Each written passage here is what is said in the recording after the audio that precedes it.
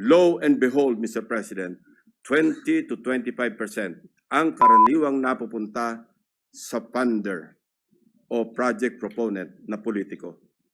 Mr. President, ang matitirang pondo para sa pagpapatayo ng proyekto ay napakaswerte ng umabot sa 40% o 40 million pesos alisunod sa ating halimbawang 100 million pisong pondo para sa proyekto. Mr. President, there is an evident pattern of this nasty distribution of public funds among crooks.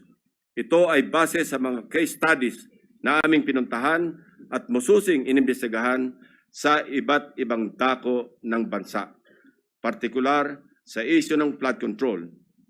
Hindi na namin sinama sa aking presentasyon ang mga naikutan at ibinunyag na ng Pangulo.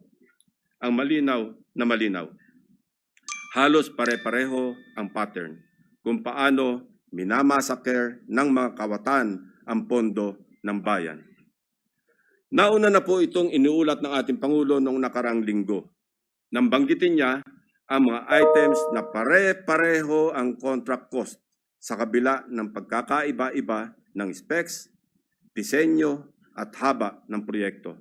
Panoorin po natin ang video.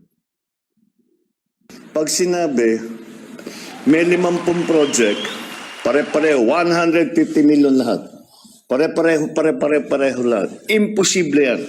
It is impossible for one barangay, even if they are the next barangay, to have the exact same project to the exact same amount with the exact same contractor. Imposible yan.